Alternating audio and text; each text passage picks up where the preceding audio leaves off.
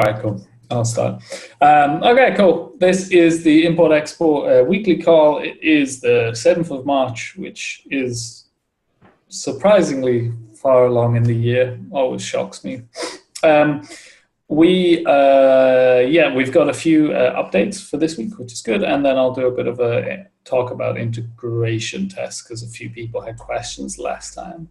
The first major update is that the fix for the images has been merged, which was one of the largest stories. So that's now merged and in 2.3 develop. So that is great. Also, since Adam can't talk, I'll do his update, at least for now. The task 41 to do with the bundle can change quantity. This has passed the QA and the tests are all green, which is fabulous, and is in QA at the moment. Anyone has picked it up from our side as yet, but it is in the queue, which is great to hear. So thank you, Adam, for your work there. Then issue number 40, Adam raised a point that the attribute probably shouldn't actually be on the store view level. So I have contacted one of our core architects. I think I included Adam in that email. I hope I did. If I didn't, Adam, feel free just to message me about that and I'll do it. And he should get back to us hopefully this week about that. My feeling here is that it is an attribute that shouldn't be store view level.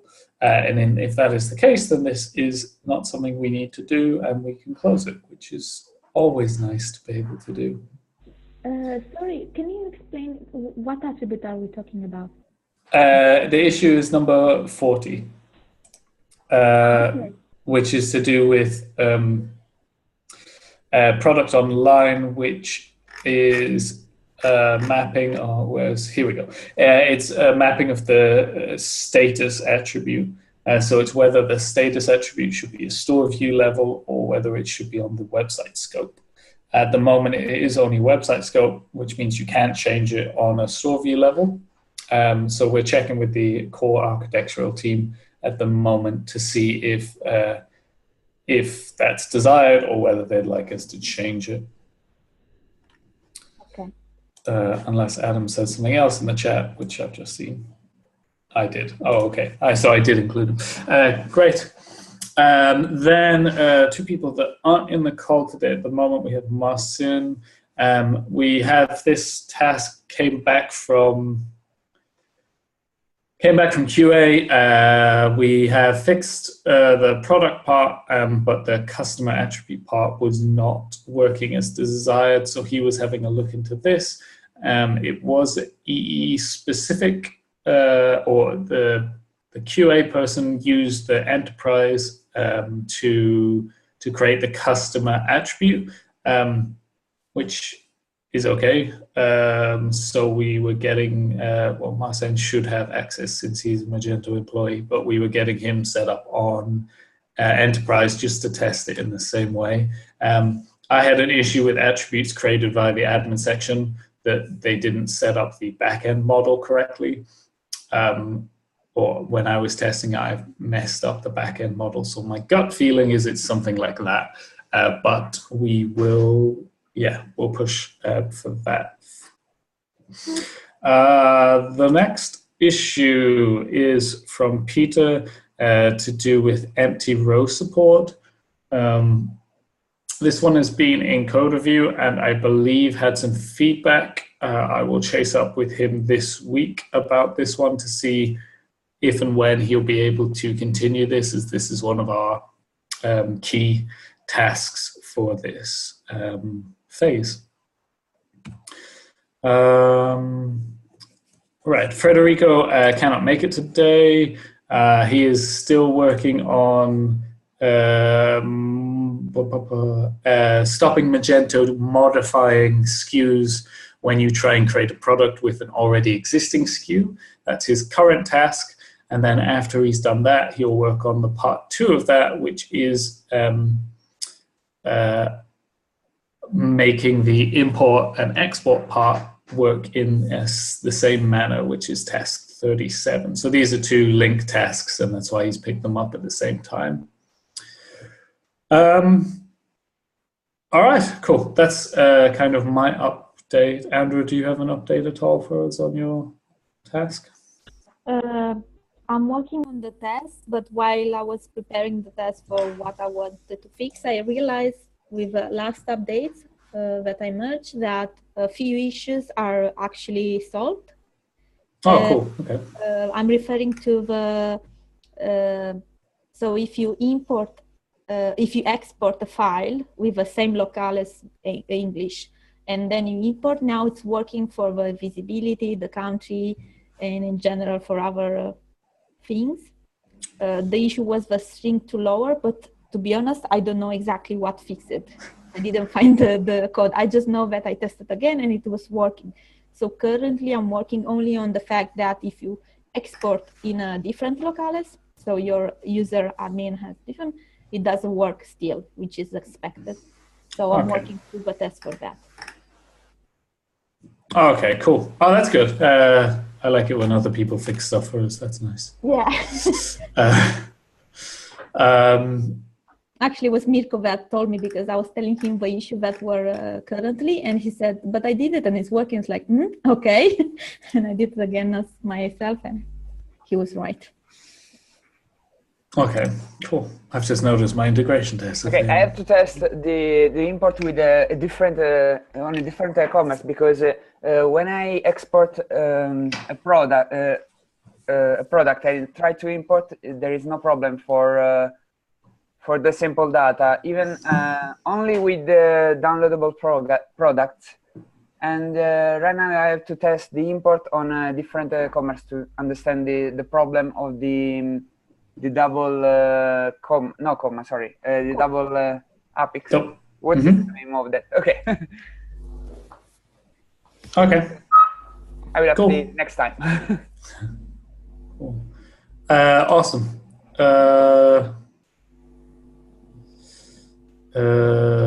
Right. So then we were going to do a bit about the integration tests. Oh, there's a chat, I assume, from Adam. He's working on number 80.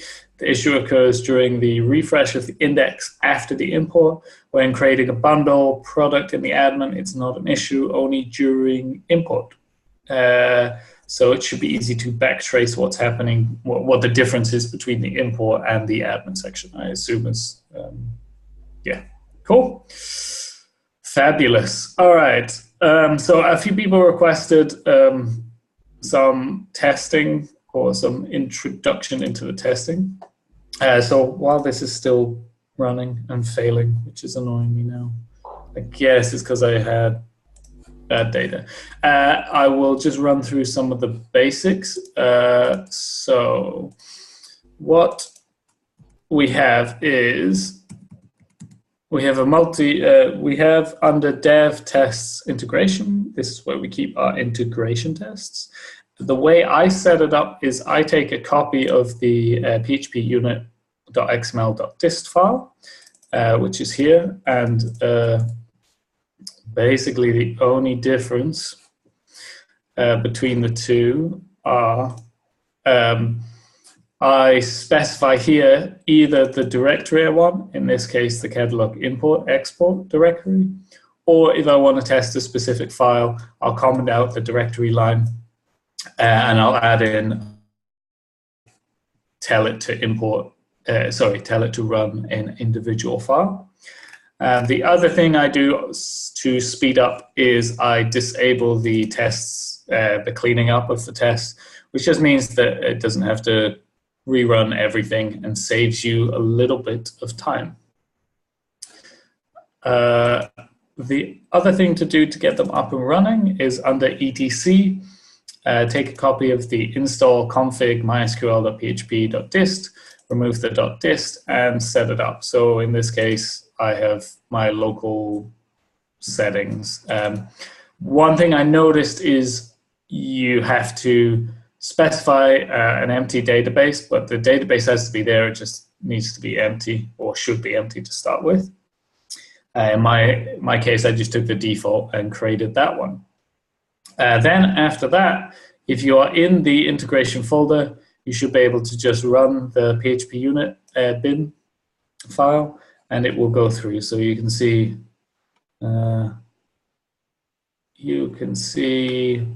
here, I just ran it, and this ran all of the import-export files. This one ran an individual file, and this one is currently running the catalog one and failing.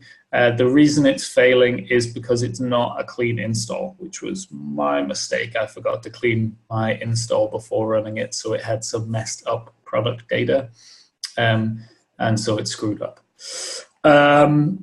In the same way that we do this, you can also run, I may as well stop that since it's failed anyway. You can also run your unit tests. So what I do for unit tests is from your root, the root folder, I run, yeah, like this if I want to run the import export. So PHP unit, tell it where to get the unit testing config, and also I also limit this because I don't often run them all. So in this case, I can tell it to run all of the catalog import export unit tests, and they run super quick. The unit tests, integration tests take a little longer. Yeah, for most of us, the main file we will be dealing with when we are using the catalog one is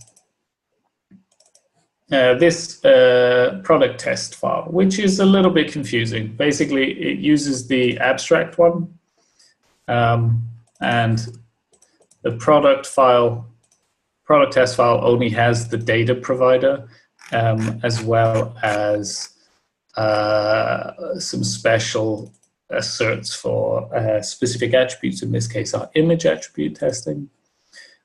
But in the abstract one, we have this test export file, which uses data. Basically, it will execute all the fixtures you tell it. So in the first example, it will execute, this is the fixture it will execute. It will then modify the data that it needs to for the specific SKUs you've defined. So in this case, we have these 3 SKUs here. And then if you specify it through the array, you can also tell it to skip attributes. The example we have of this, of skipping attributes, is in the product image. We tell it to skip the image, small image, thumbnail, and media gallery attributes, because we test them here in this specific attribute assertion, because they basically all it will do for checking the attributes is it will just do does this value equal this value. Whereas in the case of the images, because we are rewriting the image paths, you cannot do an exact match, so we can only do a containing match. Yeah, so the execute test itself will just use the product resource to get the information, get the original information, then it will export the products to its version of the file. It will then try to import them, and then we'll compare the new product data with the original product data, just to make sure that nothing is being modified from the export, if you've exported and then re-import, in this case. Can I ask you a question? Yeah, of course you can. Yeah. So what I wanted to know is how is being simulated the fact that it's an operation done by the admin area, by a user. It has a session. If yes, where it's created? This is done. Oh, that's a good question. My guess is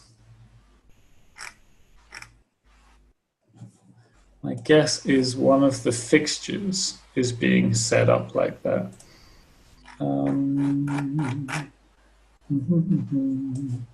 Oh, this didn't work earlier, did it? Oh, it did today. Yay.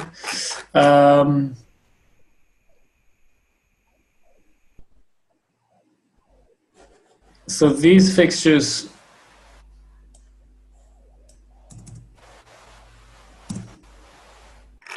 okay. Test, framework helper. Okay, so these are where the categories set up. Oh, it could be in the Bootstrap.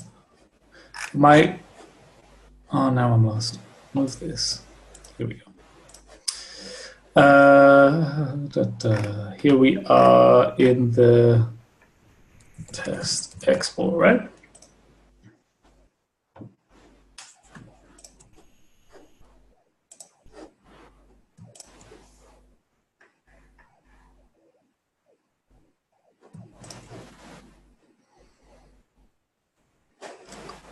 Yeah, so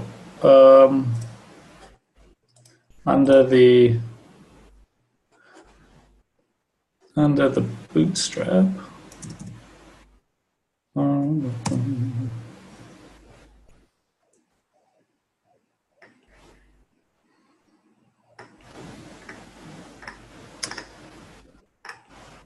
so here is where it bootstraps the whole setup. Okay.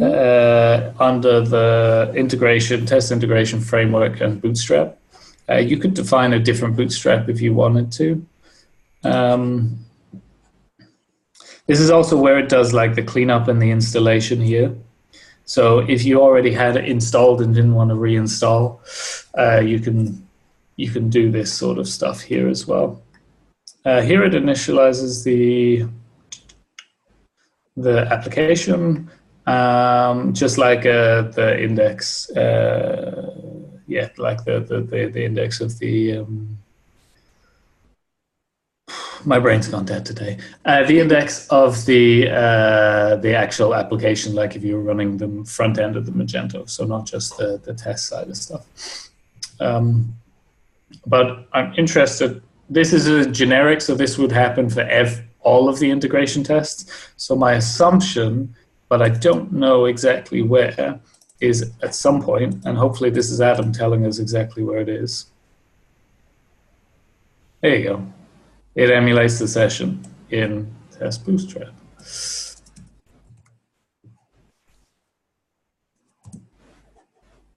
Okay. So here's where it does the emulation of the admin.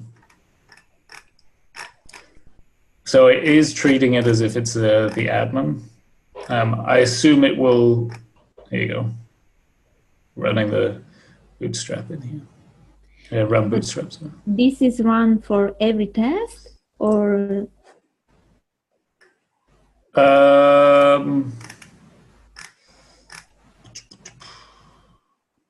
Because so essentially I'm having some difficulty to understand where can I set the locales for the admin user.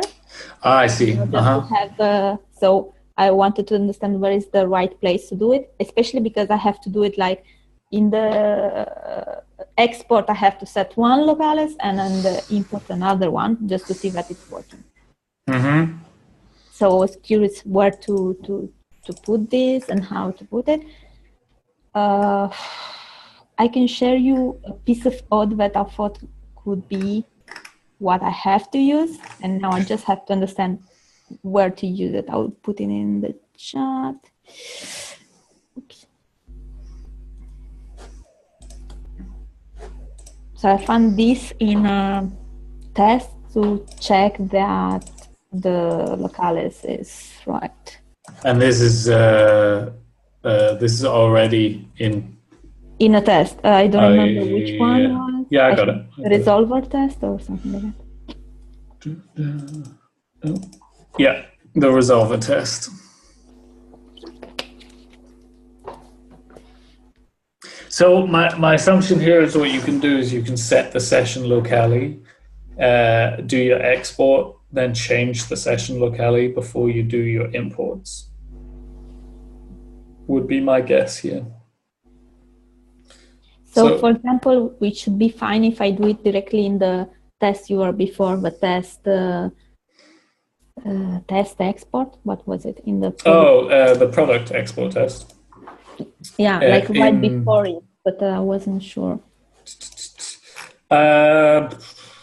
Yeah, what I would be tempted to do is write a specific test for this case. Okay. Like, you don't need it to be checking all this stuff, no. All of this stuff in the two locales. So no. I'd be tempted to write a test that covers.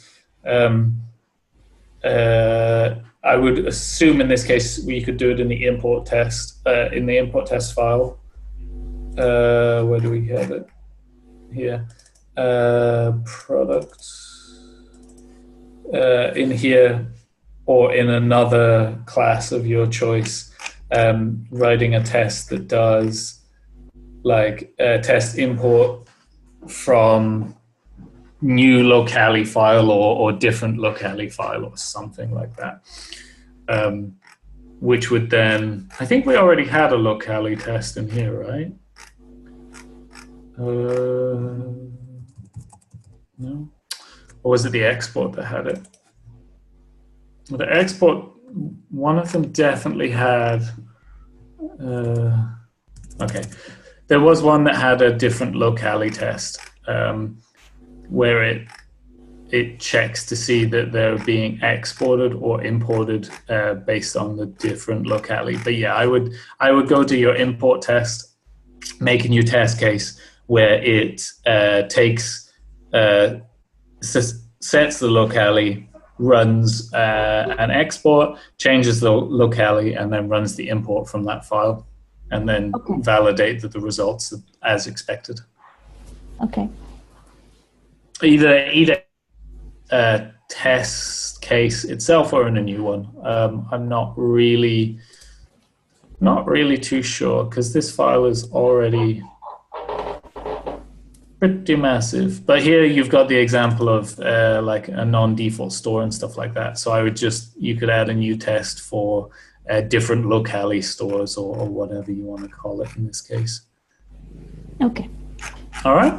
Yeah. Okay.